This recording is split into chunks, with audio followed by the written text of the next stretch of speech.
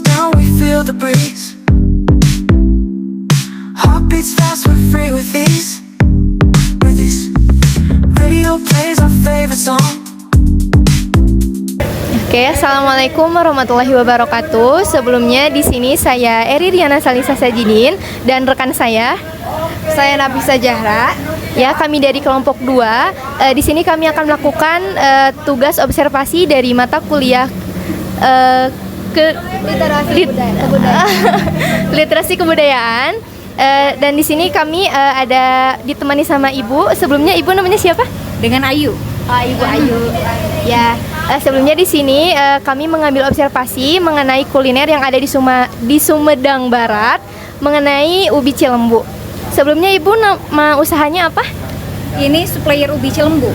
Oh, supplier ya. Iya. Itu biasanya dibagiinnya kemana aja gitu ibu, ke daerah apa aja gitu? Oh, kalau misalkan untuk pengisian itu sendiri kita udah online juga. Jadi pengirimannya nggak cuma di daerah wilayah dekat, cuman lebih banyaknya itu kita keluar daerah sih kebetulan. Seperti Bali, kemudian Sumatera, kebanyakannya itu paling Bogor, Jakarta. Ya udah luas ya ibu ya berarti. Kalimantan juga udah sampai. Indonesia ibu ya. Alhamdulillah ya. Ini kebetulan udah ada di pak yang mau dikirim ke Bali, tinggal dikirim aja. Kira-kira kalau untuk ubinya sendiri ini dari mana ibu? Punya kebunnya kah atau seperti apa? Kalau untuk ubinya itu kebetulan selain kita petani sendiri, jadi nanam sendiri, juga ditambah kita beli dari petani lain gitu. Kadang ada juga yang ngejual udah dipanen, ngejual udah berbentuk ubinya ke sini bisa. Atau misalkan ada petani yang kalau misalkan dijual sendiri itu tanggung, biasanya ditawarin ke sini. Di sini ada misalkan ubi sekian bata gitu kan, boleh dilihat. Nanti kita lihat ke sana disurvei, kalau misalkan udah oke, baru kita jual beli kayak gitu. Kalau boleh tahu ibu ini usahanya tuh udah berapa lama ya ibu? Nah, kebetulan kalau untuk ubi cilembu, kebetulan kan yang foundernya gitu ya dari awal kebetulan orang tua itu dari tahun kurang lebih 2011. Ya, alhamdulillah udah lama, memang dari dulu basicnya orang tua sebagai petani gitu ya. Kemudian kita sekarang sebagai anaknya penerus untuk pemasarannya gitu ya. Kalau misalkan dulu itu sebelum kita terjun, pemasaran hanya sebatas wilayah lokal aja. Jadi sistemnya kita ngirim. Jadi di sini barangnya dikirim ke jongkok-jongkok. Sistemnya juga kalau dulu mah masih sistem satu nota. Jadi kalau kata Sundanya dianjukin gitu ya. Cuman kesini saya ngeliat kok seperti ini gitu kan, ya nggak ada perkembangan apa-apanya gitu ya. Makanya kita sebagai anaknya terjun langsung menggunakan media online ya. Jadi kita ngeiniin teknologi, kita pasarin, alhamdulillah udah tidak hanya lokal tapi ke luar pulau pun alhamdulillah, dan keuangannya pun lebih lancar malahan gitu. Kalau ibu itu nama online shopnya apa gitu? Ya biar nanti bisa di-share juga gitu. Boleh, kebetulan kita bikinnya banyak nih online shopnya. Kebetulan kan keluarga kita semuanya sekarang dikerahin nih di Keubi gitu. Kalau dulu kan yang ngelola cuman orang tua saja. Kalau sekarang saya punya online shop, suami ada juga, adik saya juga punya, kakak saya juga punya. Jadi masing-masing punya marketnya sendiri-sendiri gitu. Walaupun gudangnya cuman ini, tapi pemasarannya nanti ada porsinya masing-masing. Nah iya, gitu. Jadi dari satu gitu. Betul ya. sekali. Mulai dari kalau media sosialnya dari gudang ubi, kemudian ada garasi ubi, ada unik campernik juga, ada distributor ubi cilembu, kemudian ada banyak lah. Jadi kita memang bikinnya banyak gitu, dibanyakin kayak gitu. Kreasi ya. Cabang betul. gitu ya ibu. Iya, betul sekali, walaupun gudangnya cuma dari satu gudang, tapi kita bikin online shopnya banyak kayak gitu.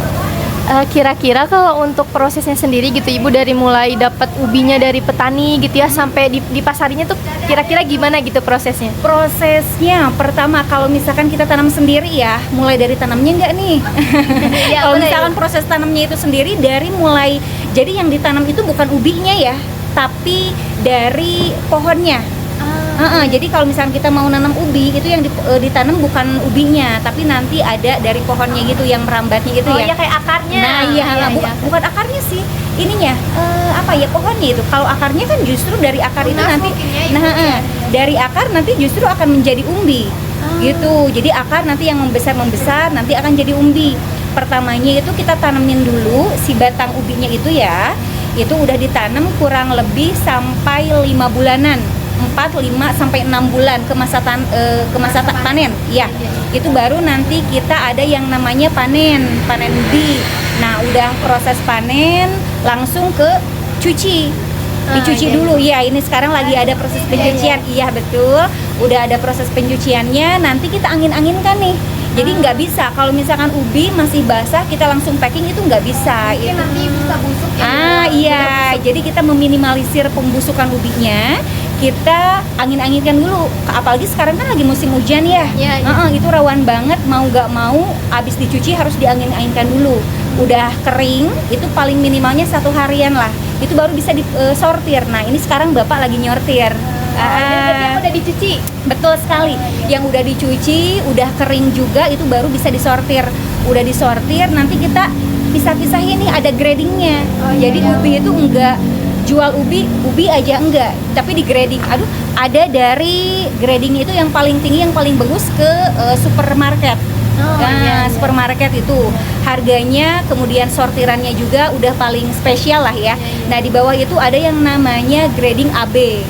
AB itu biasanya masuk ke jongko-jongko yang biasanya buat jualan ubi bakar. Itu. Ada di bawahnya lagi namanya TO.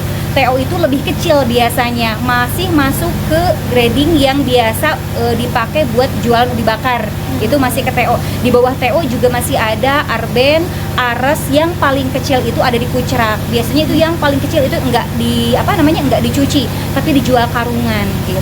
Jadi memang banyak gradingnya, enggak cuma satu aja gitu.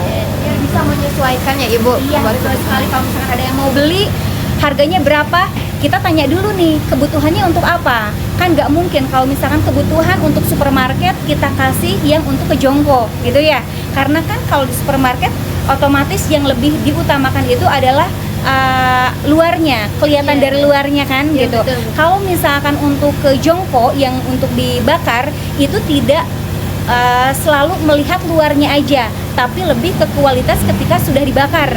Sekarang luarnya bagus, tapi ketika udah dibakar jelek, hasilnya kan nggak masuk gitu. Jadi ketika ada konsumen yang datang ke sini menanyakan harga ubi, kita tanya dulu nih kebutuhannya untuk apa gitu. Nanti dari kebutuhannya untuk apa kita tahu, baru kita nanti kasih.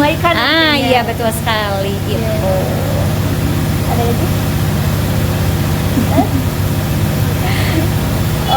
Berarti kalau untuk harganya beda-beda ya Ibu? Betul sekali, beda-beda, tergantung kebutuhan gitu. Kira-kira Ibu dari yang paling tinggi sampai paling rendah itu harganya ada di berapa? Range harga berapa? Kebetulan untuk harga ubi sendiri itu fluktuatif, tergantung dari cuaca, tergantung dari masa panen. Kalau misalkan paling tinggi itu ya biasanya untuk yang super premium itu di 13.500 per kilogram itu harganya di gudang. Itu untuk yang harga paling mahal ketika ubi langka gitu ya. Dan paling rendah itu harganya yang Kucerak itu ada di sampai 1.000 atau bahkan 500 rupiah per kilogramnya. Itu sih range harganya.